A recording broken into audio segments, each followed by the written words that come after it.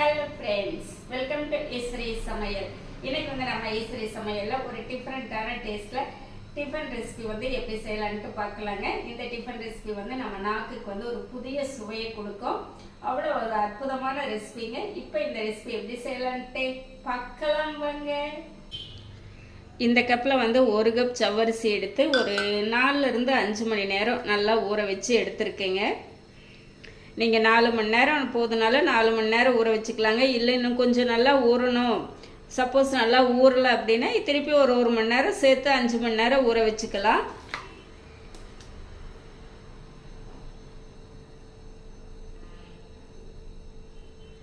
பார்த்தீங்களா, இந்த அளவுக்கு நல்லா இந்த மாதிரி ஊறி இருக்கட்டும். இப்போ வந்து நம்ம கடாய் வச்சுட்டோங்க. கடாய் வச்சுட்டு ஒரு ஸ்பூன் வந்து வெண்ணெய் சேர்த்திக்கலாம்.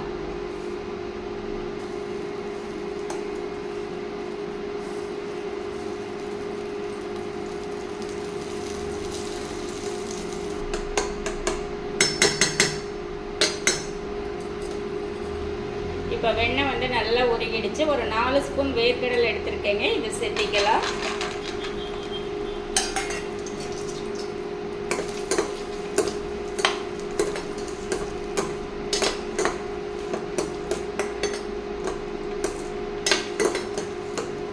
வேர்க்கடலை கொஞ்சம் பொரிஞ்சு வரட்டும்.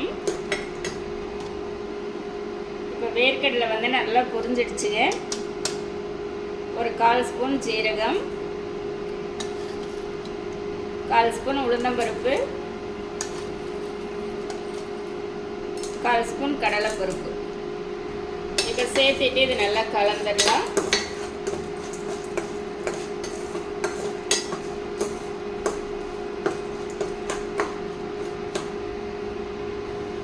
ஜீரகம், உளுந்து, கடலைப்பருப்பு எல்லாமே நல்லா பொரிஞ்சிடுச்சுங்க. ஒரு கொத்து கறிவேப்பிலை நல்லா பிச்சு சேர்த்திக்கலாம். இந்த மாதிரி பிச்சு சேர்த்துனா நல்லா மணமாக இருக்கும். இப்போ 1/4 ஸ்பூன் அளவு இஞ்சி வந்து துருவி வச்சுருக்கேன், சேர்த்திக்கலாம். கூடவே ஒரு பெரிய வெங்காயம் கட் பண்ணி வச்சுருக்கேன், சேர்த்திக்கலாம்.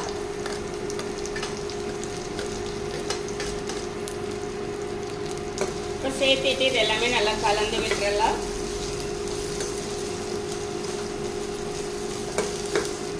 இந்த வெங்காயம் வந்து ஒரு கண்ணாடி பதம் வதங்கினா போதுங்க. ஒரு கண்ணாடி பதம் அளவு வதங்கட்டும். இப்போ வெங்காயம் வந்து ஒரு கண்ணாடி பதம் அளவு நல்லா வதங்கிடுச்சு.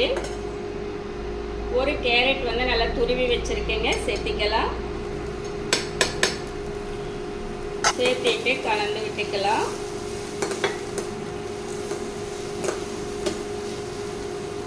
கூடவே இதுக்கு தேவையான அளவு உப்பு சேர்த்திக்கலாம். ஒரு 1/2 ஸ்பூன் சேர்த்திருக்குங்க. இதுக்கு வந்து நீங்கள் காரத்துக்கு வரமிளகாய், பச்சை மிளகாய் எது வேணாலும் சேர்த்திக்கலாங்க. நான் வந்து இன்றைக்கி சில்லி ஃப்ளேக்ஸ் வந்து சேர்த்துறேங்க. ஒரு ஸ்பூன் அளவு சேர்த்திக்கலாம். இப்போ சேர்த்துட்டு இது எல்லாமே நல்லா கலந்து விட்டுறலாங்க. இப்போ இந்த கேரட், வெங்காயம் எல்லாம் இனி கொஞ்சம் நல்லா வதங்கி வரட்டும். கொஞ்சம் நல்லா வதக்கிட்டேங்க. கேரட்டும் வந்து நல்லா வதங்கிடுச்சு. அதாவது ரொம்ப வதங்கக்கூடாதுங்க. ஒரு 70% வதங்குச்சு அப்படின்னா நம்மளுக்கு ஓகே. சரிங்களா, ஊற வச்சிருக்கிற ஜவ்வரிசி வந்து சேர்த்திக்கலாம்.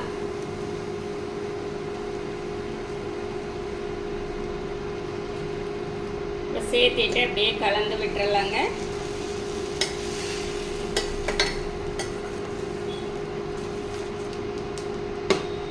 இந்த ஜவ்வரிசி கூட நீங்கள் வந்துட்டு குடமிளகாய் சேர்த்தலாம், பச்சை பட்டாணி வேக வச்சு சேர்த்தலாம். எல்லாமே ரொம்ப நல்லாயிருக்கும். நம்மளுக்கு ஹெல்த் வைஸும் ரொம்ப நல்லாயிருக்கும். நல்லா கலந்து விட்டுட்டு இந்த பச்சை வாசமெல்லாம் போக வரைக்கும் 2லிருந்து ஒரு 3 நிமிஷம் நல்லா வதக்கிக்கலாங்க. இந்த உணவு பார்த்தீங்க அப்படின்னா காலையில் பிரேக்ஃபாஸ்ட்டுக்காகட்டும், இல்லை ஈவினிங் ஸ்நாக்ஸ்க்காகட்டும், நைட்டு டின்னருக்காகட்டும் ஒரு அற்புதமான ஒரு உணவுங்க. சாப்பிட்றதுக்கு அவ்வளோ நல்லா இருக்கும். நம்மளுக்கு ஹெல்த் வைஸும் ரொம்ப நல்லா இருக்கும். சரிங்களா,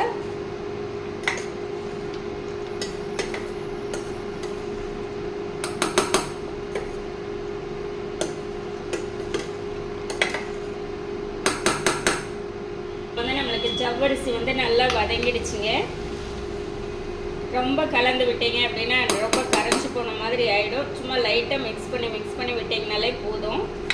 ஏன்னா நல்லா ஊறி இருக்குது இல்லைங்களா, அதனால குழஞ்சி போயிடும்.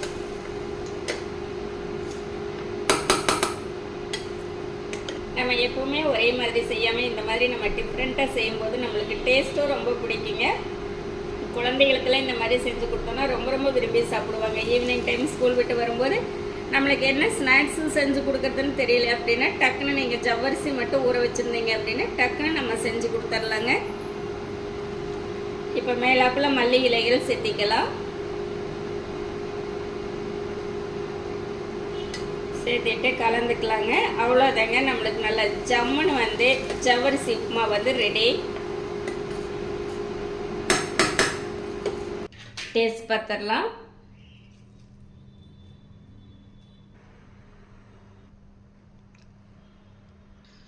நம்ம சேர்த்திருக்கிற அந்த வெண்ணெய், அந்த வேர்க்கடலை, ஜீரகம், இஞ்சி இதெல்லாம் சேர்ந்து அது ஒரு டேஸ்ட் வந்து அவ்வளோ சூப்பராக இருக்குங்க. ஒரு டிஃப்ரெண்ட்டான டேஸ்ட்டில் நம்மளுக்கு வந்து நம்மளுடைய நாக்குக்கு புதிய சுவையை வந்து கொடுக்குதுங்க. நான் செஞ்ச இதே மெத்தடில் நீங்களும் செஞ்சு பார்த்துட்டு எப்படி இருக்குன்ட்டு கமெண்ட் பண்ணுங்கள்.